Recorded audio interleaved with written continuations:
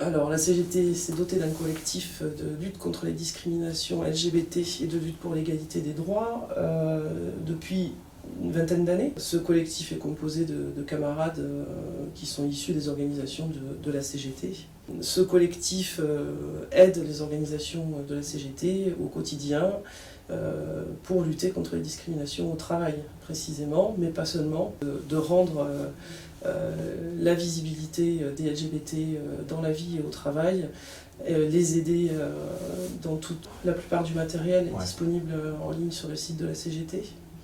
On a un guide qui est en cours de révision puisque les textes de loi ont beaucoup évolué ces dernières années, particulièrement depuis que le mariage pour tous a été ouvert et l'adoption. Il y a une formation syndicale de lutte contre les discriminations LGBT qui dure 5 jours, un module de formation de 5 jours qui est en place depuis des années, et une session a lieu encore cette année au mois d'octobre. Le contenu est adapté au fil du temps, au fur et à mesure des évolutions qui concernent les droits, mais les militants de la CGT peuvent se former à cette question, savoir comment agir collectivement sur les lieux de travail, savoir comment aider individuellement dans des cas de discrimination. Il y a donc un outil de formation syndicale à disposition des militants. Il y a beaucoup de méconnaissances à propos des droits qui concernent les LGBT au travail, et puis parce que le monde du travail écrase ou rend invisible ou condamne, j'ai envie de dire, les LGBT à l'invisibilité, ça ne facilite pas non plus pour les militants syndicaux de la CGT de s'approprier ces questions ou d'avoir la démarche d'aller vers les LGBT. Donc on a beaucoup de travail encore qui nous attend, mais je dirais que c'est quand même une question qui progresse au sein de l'organisation. D'abord parce qu'on a mis donc à disposition, je pense, les éléments qui aident les camarades à s'emparer de cette question, et aussi parce qu'on lui a donné beaucoup de visibilité. En fêtant les 20 ans l'année dernière, le premier dirigeant de la CGT, Philippe Martinez, a participé à la marche parisienne, et je peux annoncer d'ailleurs que ça va se reproduire cette année. Ça a donné beaucoup de visibilité à cette question dans la CGT. Je pense que c'est important, et donc pour la marche, les marches qui se déroulent en province, le collectif appelle tous les militants, les dirigeants des organisations, mais pas seulement, à s'emparer et à se montrer aux marches.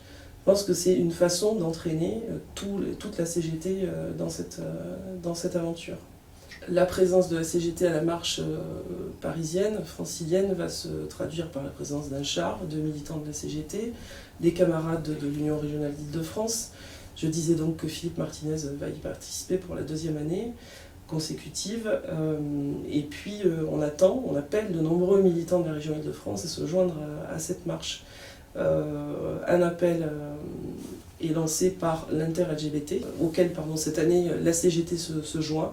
Un appel qui concerne donc une discrimination toujours persistante, celle de l'accès à l'AMP, l'assistance médicale à la procréation pour toutes les femmes.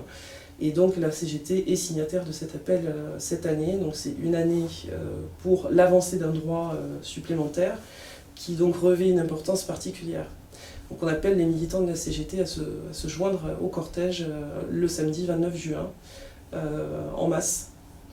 Alors que cette année, la marche parisienne, mais toutes les marches des fiertés en province également, revêtent une importance particulière pour la CGT, puisque, donc, suite aux annonces d'Édouard Philippe, nous savons qu'à l'ordre du jour du gouvernement, la discussion de la loi bioéthique qui contient des dispositions sur la PMA pour toutes sont en cours.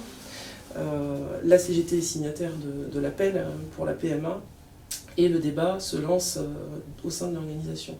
Ça fait plusieurs mois que le chantier est ouvert et les travaux du collectif LGBT. Et nous savons qu'avant l'été, ce débat sera mené à terme dans la CGT.